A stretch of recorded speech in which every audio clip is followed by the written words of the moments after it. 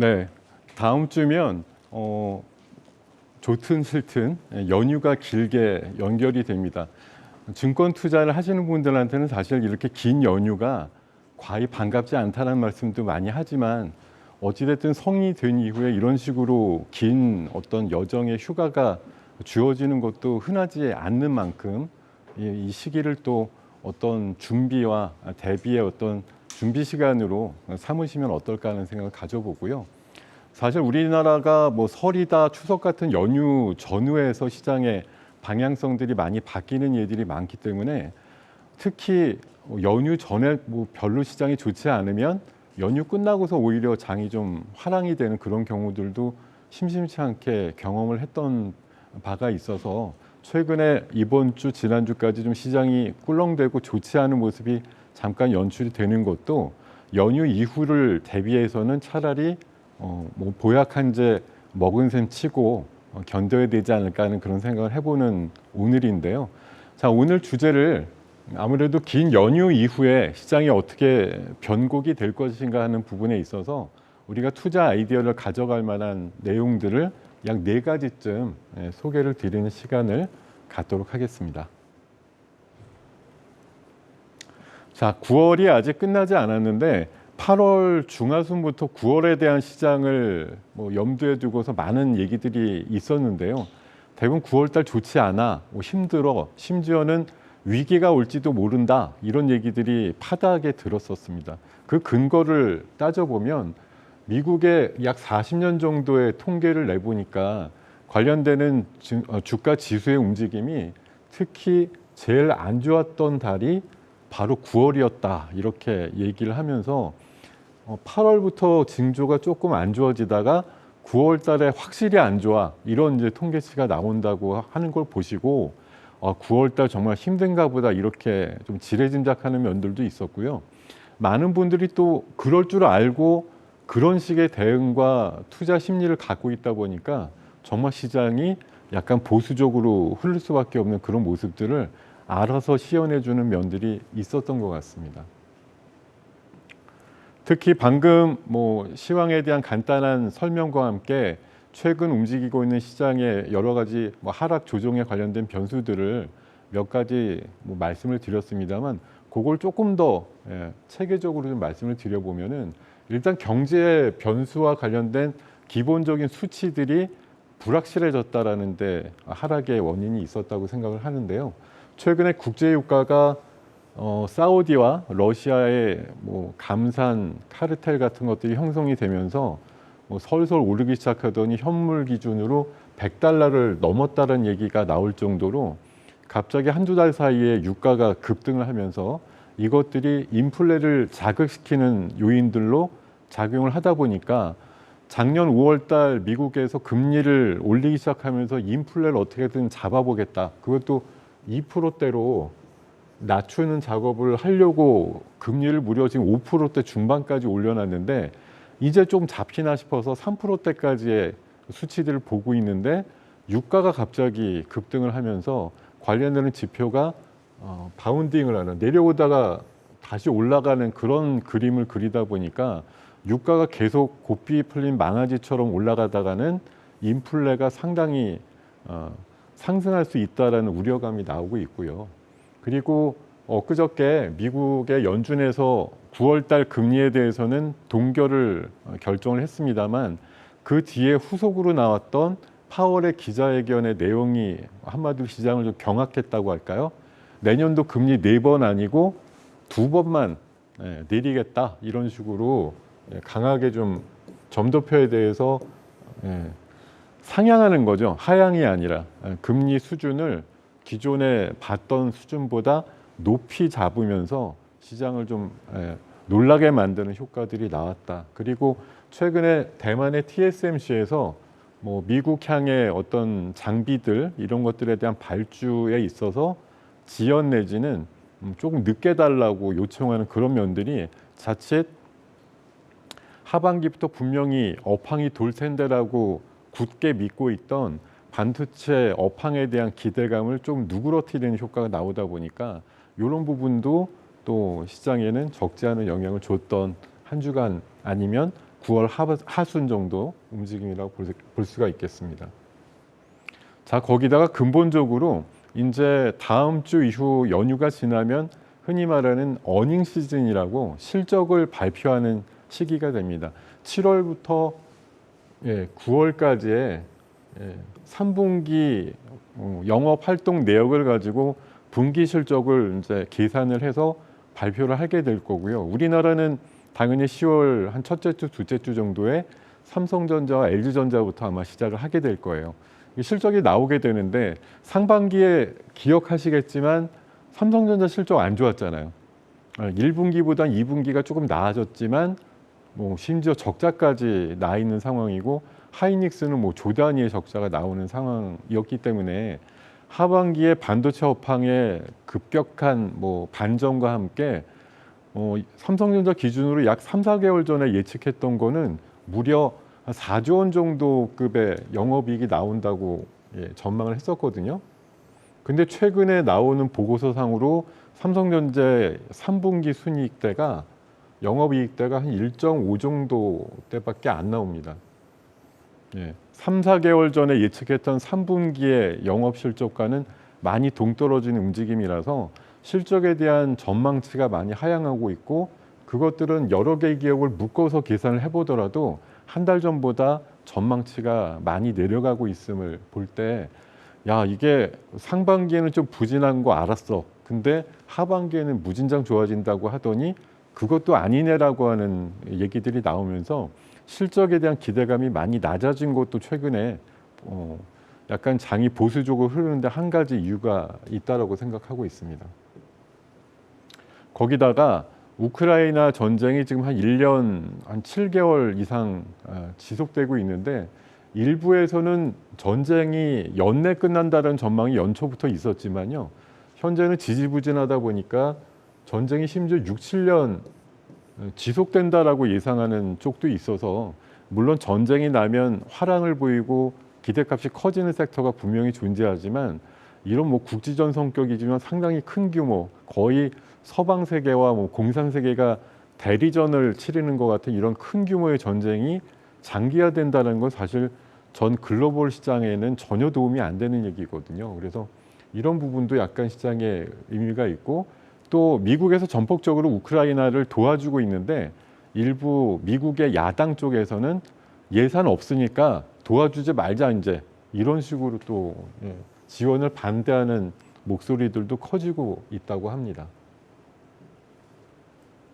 자, 그리고 지난주 흐름 기억나시는지요? 방금도 말씀드렸지만 의료 AI를 비롯한 제약바이오 섹터와 로봇으로 대표되는 AI 쪽에 또 총알하고 볼 수 있는 섹터들이 지난주 초반에 강한 쏠림을 가지면서 한쪽으로 확 인기가 쏠리게 되는 현상이 나오다 보니까 이거 일종의 이제 포모 현상이라고 얘기를 하거든요. 나만 이런 주식 없고 다른 분들은 이런 주식 갖고 수익 많이 올리는 것 같으니까 지금이라도 늦지 않았으니 사야 돼. 이런 이제 어떤 심리에 쫓기면서 관련된 주식을 갑자기 달고 매수를 하다 보니 잔잔하게 올라가던 주식이 갑자기 이렇게 급등하는 그런 일들이 나왔는데 이럴 때가 보통 단기적으로 관련되는 섹터나 종목들의 단기 꼭지가 만들어지기 마련이고요. 그 뒤에 사실 지난주 초반까지 굉장히 좋았던 섹터들이 일주일째 흘러가면서 그동안 우리 시장을 버텼던 강한 주도 섹터들이 지지부진하게 된 것도 최근에 지수 하락의 한 가지 이유라고 말씀을 드릴 수가 있겠습니다.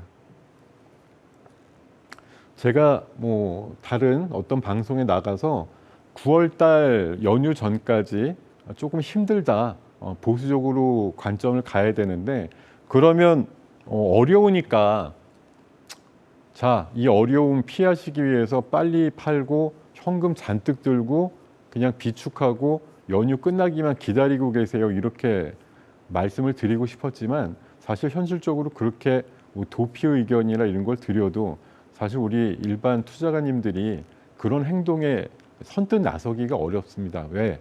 내가 샀던 가격대가 대충 2,800에서 3,000 정도 넘어가는 흐름에서 매수를 시작해서 잔뜩 위에 쌓아놓은 매수 단가가 높은데 2,500대 초중반 정도에서 다 팔라고 하면 사실 손실을 확정하자라는 그런 얘기밖에 안 되죠.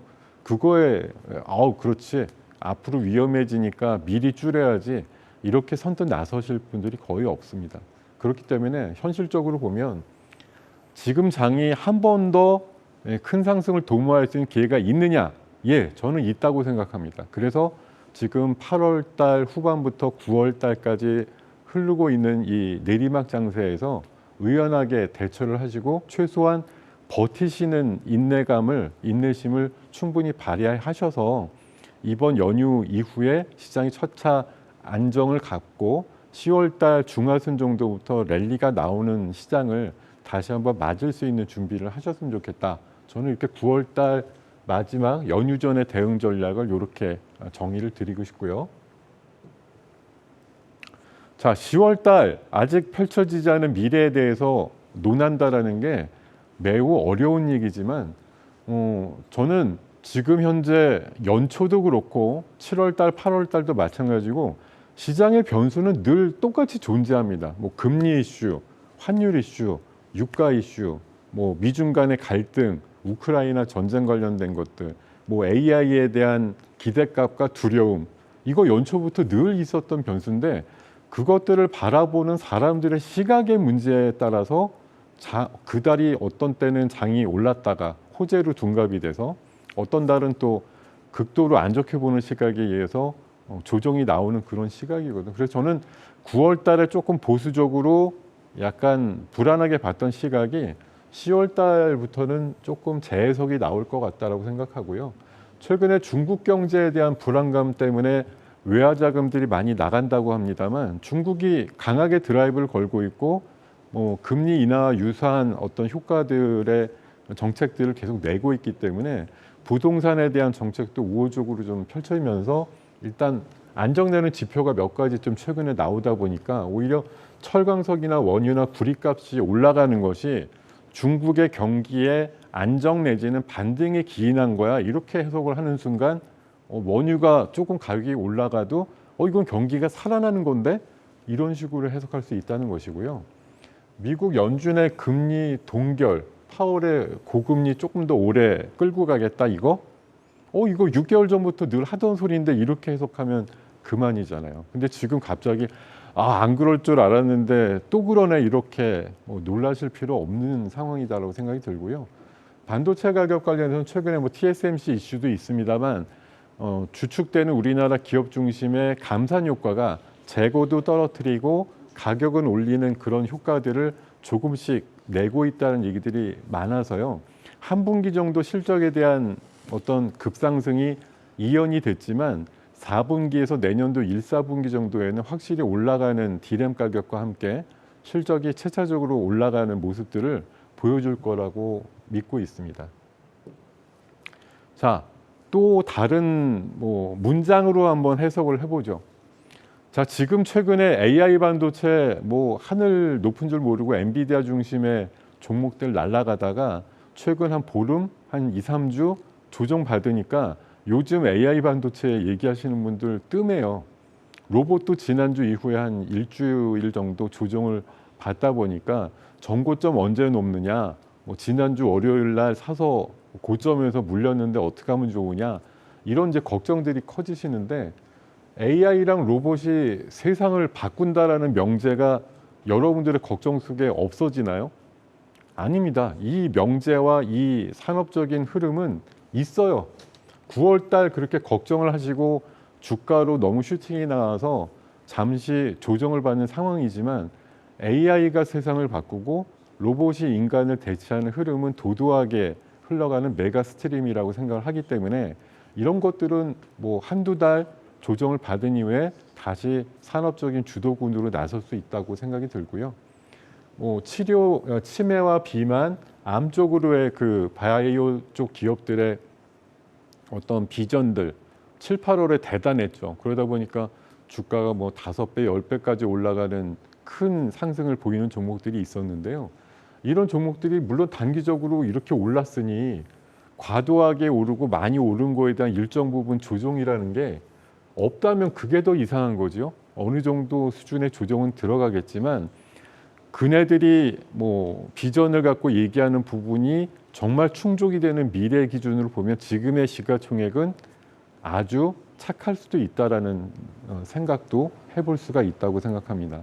그리고 전 세계가 어떻게 됐든 지금 땅을 판다라는 말을 유행처럼 할 정도로 메가 프로젝트, 사업 단위 100조 원 이상 되는 규모의 대규모 인프라 투자 공사 같은 것들이 굉장히 많습니다. 뭐 대표적인 건 약 1000조에서 2000조로 내다보는 우크라이나 재건 이슈가 있고 700조에서 1500조까지 예산을 가늠하는 사우디의 신도시 프로젝트, 네온시티에 대한 부분들 포함해서 굉장히 많은 전 세계적인 글로벌 프로젝트들이 준비를 하고 있고, 또 안타까운 얘기지만 최근에 기후가 너무 안 좋아서 뭐 홍수가 난다든지 가뭄이 심하게 든다든지 여러 가지 자연현상에 의해서 인간들이 살고 있는 어떤 그 지역에 풍파가 많이 일어납니다. 뭐 자연이 휩쓸고 가는 그런, 근데 그건 어떻게든 또 복구를 하고 재건을 해야 되니까 그런 이슈들도 많이 잠재되어 있기 때문에 글로벌 프로젝트를 통해 가지고 우리나라 뭐 옛날부터 건설이라든가 건설 기계 쪽에 일가가 있지 않습니까? 그런 것들이 또 쓰임새가 굉장히 있을 거라는 전망도 충분히 10월 달에 할 수 있다고 생각이 들어서요. 이런 부분이 한때 과열일 때는 수면 아래로 쑥 내려가지만 어느 정도 조정이 끝난 뒤에는 사실 이게 뭐 가격이 그냥 옛날 수준으로 원위치될 거라고 생각하시기보다는 또 새로운 기대와 희망을 얘기하는 분들이 나오면서 새로운 가격을 형성할 수 있는 기회가 10월 달 이후에 열릴 거라고 보셔도 좋을 것 같습니다. 자, 10월 달 이제 연휴 지나면 뭘로 내 어떤 포트폴리오를 새로 바꿔볼까? 이런 거 생각하시는 분들한테 저는 몇 가지 투자 아이디어를 드리고자 하는데, 첫 번째 순서로 유커의 등장이라고 부제를 좀 붙여봤습니다. 당연히 이제 중국에 우리나라를 찾아오는 인바운드 관광객의 숫자가 굉장히 늘어날 것 같은데요. 사드 이전에 1년에 우리나라에 800만 정도의 중국인이 왔다가 작년에 팬데믹이 한창일 때 기준으로 작년에 몇 명 왔냐? 22만 명 왔거든요. 근데 상반기에만 77만 명 정도가 왔습니다. 월 한 20만 시대까지는 다시 복구가 되었는데 월 한 5, 60만까지 오려면 아직까지 이전까지는 뭐 조금 남았습니다만, 이번 단체 관광 허용과 함께 유커들이 국경절 연휴 때 맞아서 생각보다 우리나라에 좀 많이 찾아올 거다라는 그런 전망을 하고 있고요. 한중일 정상회의라는 게 빠르면 연내, 조금 늦어도 내년 초쯤에 열린다고 봤을 때 시진핑의 방안이라든가 이런 그 이슈가 나오게 됐을 때 훨씬 더 기폭제 역할을 할 수 있다라고 전망을 하고 있습니다. 일단은 연휴 지나서 국경절 지나서 우리나라에 온 유커의 어떤 상황들이 뉴스화될 가능성이 높은 10월 초 그 즈음에서 중국 소비주들 관련해서 움직임이 좋을 것 같다고 판단이 들고요. 대표적으로 롯데관광개발, 제주도에 대규모의 호텔과 카지노를 갖고 있는 이 롯데관광개발의 주가 움직임이 좋을 것으로 보이고, 클래시스 같은 이런 피부 미용기기 관련된 쪽도 우리나라에 와서 물론 관광도 하고 여러 가지 활동도 하시겠지만 한 4, 5년 전보다 굉장히 시술의 단가가 많이 낮아졌다고 해요. 그래서 오시는 분들이 아마 우리나라 피부 미용기기의 어떤 그 마성에 굉장히 빠지지 않을까 하는 관점에서 N자형 패턴을 잘 그리고 있는 클래시스 같은 경우도 대표적인 피부 미용기기 쪽의 대표주라고 볼 수가 있겠고요. 면세점, 그 텍스프리 사업을 하는 글로벌 텍스프리 같은 경우도 이번 면세점 이용하는 관광객이 늘어나는 것에 대한 관점에서 충분히 좋은 실적을 추가할 수 있을 거라고 생각을 하고 있습니다. 자, 그리고 10월 달에 또 확정돼 있는 어떤 일정을 보면은 원희룡 장관을 선두로 해서 10대 그룹의 총수들이 전부 사우디를 방문하는 일정이 아마 10월 초중순 정도에, 날짜가 아직 픽스는 안 된 것으로 압니다만 관련돼서 그 건설부 쪽이나 이런 홈페이지를 잘 들여다보시면 장관의 일정이라든가 이런 것들이 소개될 때 아마 날짜가 10월 한 초중순 정도로 아마 정해질 겁니다. 그렇게 되었을 때 작년 이맘때도 그 빈쌀만 왕세자의 방안을 통해서 네옴시티 관련주들이 막 후끈 달았던 적이 있었는데, 일단 10대 그룹 총수가 한꺼번에 사우디를 가서 뭐 마케팅이라든가 이런 것들에 대한 뭐 여러 가지 포럼이라든가 컨퍼런스 아니면 MOU와 관련된 여러 가지 또 진행들이 만들어질 걸로 보기 때문에 네옴시티 관련된 그런 사업 쪽에 연관돼 있는 종목 쪽에 집중하는 10월 달이 됐으면 좋겠고, 특히 사우디에서 우리나라 중소기업들 약 17개를 대상으로 해서 굉장히 파격적인 산업단지를 열어주는 그런 또 프로젝트도 진행하고 있어서요. 여기에 지금 참여하고 있는 뭐 상장 기업들, 최근에 이런 것들 주가가 좀 들썩이고 있는데 10월 달에 이런 대규모의 방문을 통해서 다시 한번 효과가 증폭될 거라는 생각을 해봅니다. 그런 차원에서 이 종목이 제가 종목 사진에 대해서 따오다가 조금 실수를 했는데요. 지금 뭐 대표적으로 뭐 히림이라든가 아니면 뭐 한미글로벌이라든가 원래 그 네옴 쪽과 관련된 사업권을 갖고 있거나 일부 이미 계약을 하고 있는 회사들, 대표적으로 대형주로 보면 삼성물산, 오히려 현대건설, 이런 쪽의 종목들에 좀 주목하시는 10월이 되셨으면 좋겠다, 이렇게 좀 말씀을 드리고요.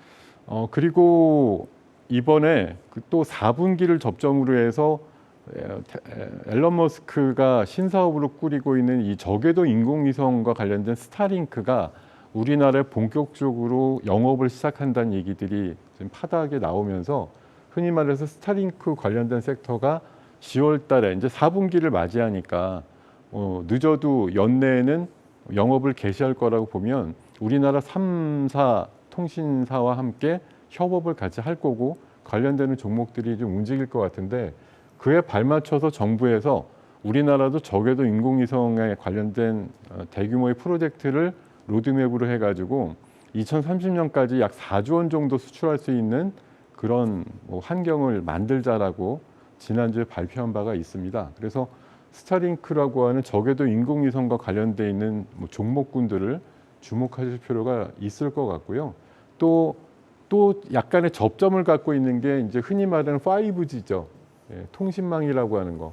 우리나라가 뭐 전 세계에서 제일 먼저 상용화를 했던 그런 통신망인데, 팬데믹 때 다른 나라들의 그 상용화 시점들이 굉장히 좀 처지면서 5G가 아직 제대로 개화를 못하고 있습니다. 그러다 보니까 5G 말고 차라리 5.5나 6G 정도 되는 것들을 빨리 앞당기자, 이런 움직임들이 나오면서 관련되는 또 뭐 장비라든가 이런 쪽의 발주가 더 빨라질 거라는 전망들이 나오다 보니까 3, 4년 사실 바닥에서 제대로 움직이지 않았던 통신장비 쪽이 서서히 거래량과 함께 200일선의 생명선을 뚫고 올라가는 모양들이 나오고 있거든요. 그래서 관련해서 보면 우주항공이나 통신 쪽과 관련된 종목들에 있어서 뭐 대표적인 위성 안테나 관련된 인텔리안 테크라는 종목이거나 초소형 발사체 쪽에 관련된 기술을 잘 갖고 있는 AP 위성, 그리고 통신 장비 쪽으로 솔리드라는 기업에 대해서 관심을 가져주시는 전략이 좋을 것 같다, 이렇게 좀 말씀을 드리겠습니다. 자, 그리고 뭐 작게는 뭐 이런 이제 단발마적인 일정도 9월 말과 10월 달에, 지금 사실 이게 약간 좀 다툼과 뭐 분란이 있는 섹터긴 합니다. CCTV를 과연 수술을 하는 그 수술실에다가 설치를 해야 되나 말아야 되나, 뭐 의료 사고에 대한 뭐 대비다, 인권을 위배한다, 뭐 이런 여러 가지 지금 충돌이 좀 일어나고 있는데, 어찌됐든 법규상으로는 바로 다음 주부터 의무화가 시행이 되는 상황이다 보니까 어찌됐든 지금 현장은 혼란이지만 차차 시간이 갈수록 결국은 이 규정과 정책을 따를 수밖에 없다라고 생각이 들고요.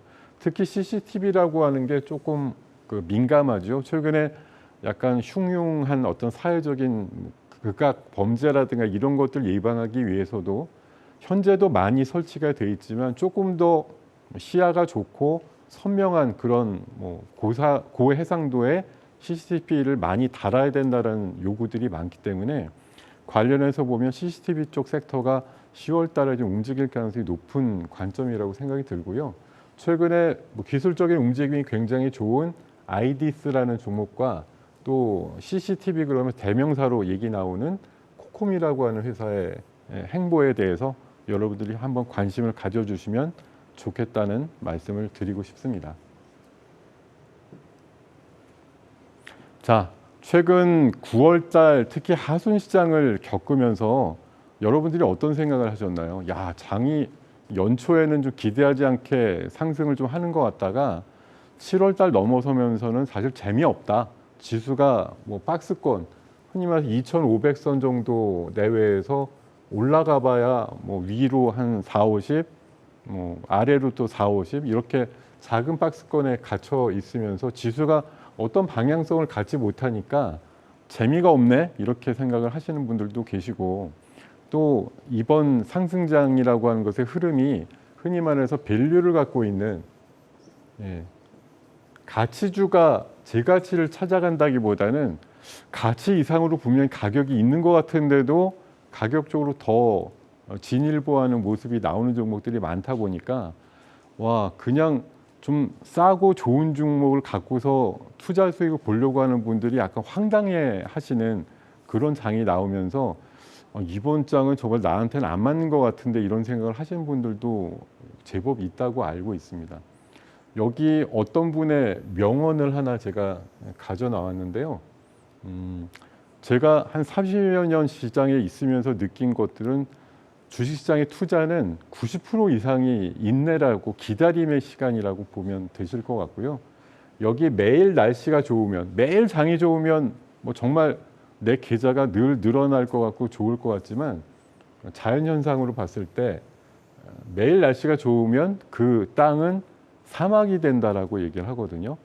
비도 오고 궂은 날도 있고 뭐 진흙탕이 나오는 날도 그래야지 땅이 나중에 더 굳어지듯이 늘 좋은 날만 있는 건 아니고 사실 우리가 9월 달을 힘겹게 지나고 있습니다만 지난 1월부터 약 7월, 8월까지의 장은 굉장히 또 무난했다는 생각이 들기 때문에 중간에 잠깐 브레이크가 걸린 곳이고 10월 달 연휴 지나서는 차차 안정을 되찾을 거라는 믿음으로 남은 조금 하락 조정이 며칠 더 될 수도 있겠습니다. 연휴 전에 아무래도 보수적인 관점이 우세하다 보니까 그런 점들을 좀 슬기롭게 인내하시고 극복하시는 기간 그리고 방금 말씀드렸던 투자 아이디어를 기본으로 해서 연휴 이후에 조금 더 시장 대비해서 강한 포트폴리오를 짤 수 있는 그런 대응의 시간과 성찰의 시간으로 연휴를 잘 보내시고 연휴 지나서 화이팅 하셨으면 좋겠다는 말씀 드리면서 오늘